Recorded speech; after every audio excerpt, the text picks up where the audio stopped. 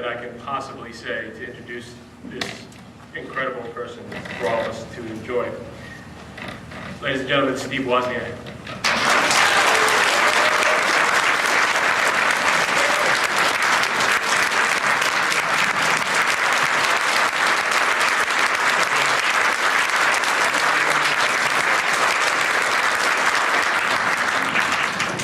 Too much. I think most of us in the room are over 25 years old. I thought it was a party for 25-year-olds.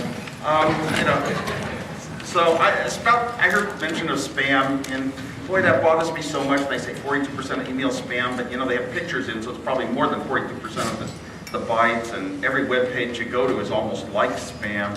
And I don't really have that great of hopes that we're going to stop it, because it's just smart people like ourselves trying to create it. And who's who in the room is for spam? Anywhere you go, nobody's for it, but there's got to be someone for it because there aren't really strong legislation against it. They never stopped spam from coming to your mailbox, did they? If you got something from a resident, you couldn't tell the post office, I don't want anything addressed to resident. Oh no, they have the rights to put it there. You don't have the right to stop it. And I don't think our rights are really going up right now. And the ISPs who claim that every time you report a spammer to us, we cut them off right away. They cut them off in a way that the spammer can come on with another address in 1 hour so they don't lose their revenues. And it's just a big, horrible story that's really not well attacked. Somebody mentioned Francis Scott Key also, and I thought I'd share a little joke story with you, because jokes are always fun, and I still like to play jokes and pranks. And I was going to a basketball game this year, and I know a couple of high school teachers really well got married, and one of them had a student who wanted to go to a game someday, so I invited Jeremy along, and he's in the car, and while we're driving up, my friend Jim and I, we like to make things fun and interesting. We have tickets to get into a close lot, but we said, well, we're going to have to get into the players' lot. How are we going to get into the players' lot? And it was a made-up story. There's no players' lot. And we said, none of us look like a player. So we said, Jeremy, can you sing the national anthem? And he says, well, I guess I know the words to it, And we said, okay, well, tell him you're going to sing it. So we got up to the first guard. Of course, I showed him my coupon, but Jeremy didn't know I had a coupon to get in. So we said, we got the guy singing the national anthem here. He said, what's his name? He said his name, and the guard said, I don't have it on my list. Said, here, Jeremy, sing him the line. So this kid asked him, say, can you sing or something? We only made him sing one line. We said, okay, we went through, and he thought that he was singing to get in. So later on, we got to our seats, and we know the ushers there. So we got one of the official coded ushers with the walkie-talkie and all that to come over to him about 10 minutes before the game started, and lean over to this kid and say, you ready to come down now to sing the anthem?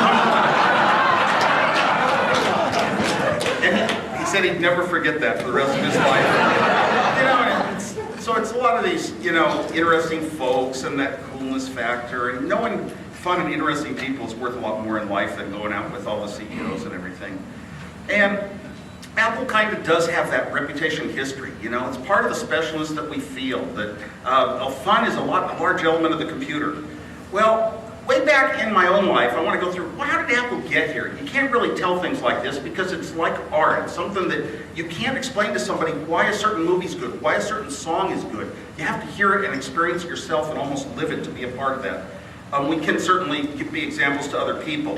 When I was really young, my father taught me the values of education, that was the most important thing in your life, and the most important people were your teachers. And I really came to believe that so strongly, and I was disappointed when I found out elementary school teachers didn't make more than engineers. But I'm one of these lucky people. I told my dad, I'm going to be an engineer like you. And my second choice in life is to be a 5th grade teacher. I sort of wound up doing both. I've never, ever had a job interview I didn't get a job for. I knew electronics well, and so I had kind of an easy life. But around that same time, I got my first transistor radio. And this was like a technology product that changed my life forever. Occasionally something like TiVo comes along and changes your life these days. But that transistor radio was on for years, playing the stations next to my head all night long as I slept night after night after night. And my father was working on missile programs for Lockheed and the early transistor companies. As Santa Clara Valley was transforming into Silicon Valley, he was in with the people who were going to make the first chips in the world, and the better chips. And he was explaining that's how they can make missiles lighter so they can be steered with less weight on them. And I said, oh, they're making these parts smaller and smaller so they can make better transistor radios, right? And he said, well, no, they really make them for the military.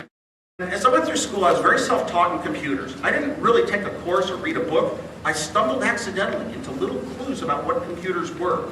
I was just too shy to ever ask or say, hey, I want to learn about computers, and there weren't any libraries really with computer books that I knew of. I wasn't a place to go to learn about them. There weren't computers in schools, we all know that. Computers in those days filled up rooms, the pictures you saw every once in a while in some magazine, and somehow the military or the government or some big company has a computer, but you never knew what they were.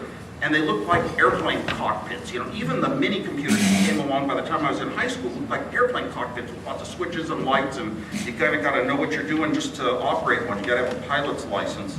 And then one year, I was like my first year of college, and in high school I was designing computer after computer after computer to get really good. I was competing with myself. I didn't know what another person's computer design looked like. So I had nothing to judge against except myself, but I always tried to make it better, and the definition of better was make it with fewer parts. And you know, when you finally get to a company, the fewer parts you have, the less it costs to build. So it was a good skill I was learning. I did not think anywhere in my whole high school time when I was designing these computers that there were jobs for people to design computers. I didn't think I would ever do it as a job in my life. I was going to be an engineer. Engineers design TV sets and satellites and things like that, or, well, in those days, not satellites, missiles and radios and stuff.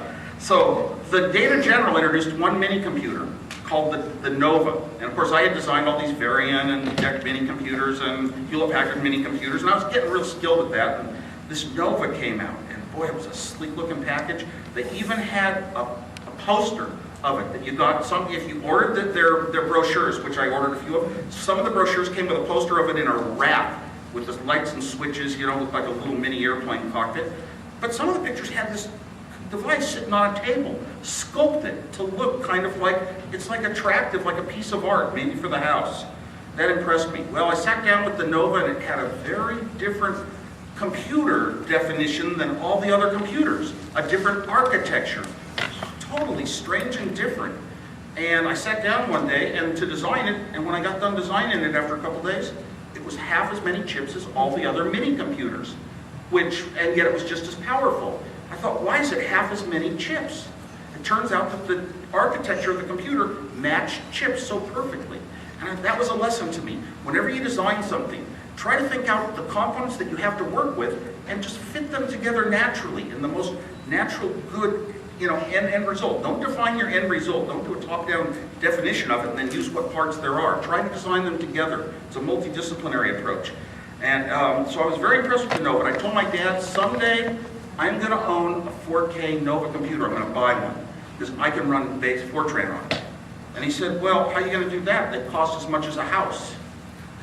And I said, that was my first year of college maybe, and I said, I'll live in an apartment. Little was it known, but there were a lot of technical people working in companies around computers, but they didn't really have their own computer. Maybe they were programming them, maybe they were just technicians that started them, but there were a lot of us who wanted to have a computer of our own someday, if at all possible. You know, and at least mini computers were a size that you could fit in a car. So I headed off to my first year of college. That was a fun year, you know, because I had all 800s on math and science SATs. I was one of those kind of guys, but I didn't believe you pick a school, you have to have a plan in life. You have to pick a certain kind of school that fits your abilities. You should go really for reasons of your heart. And I went out and visited the University of Colorado, and it snowed that day, and I'd never been in snow in my life. So that was the only school I was applying to. And I only lasted 1 year there. I got put on probation for computer abuse because I ran too many programs. Well, that's what I call it. It was really great because computer science was not an undergraduate curriculum. Maybe more than a few colleges somewhere. I have no idea where. So even a starting computer course was a graduate level course. And I was a freshman. But because I was an engineer and I was allowed to take it, so I took the course and learned all about compilers and operating systems and writing code and registers of computers and how the hardware mapped to software and wrote a bunch of programs.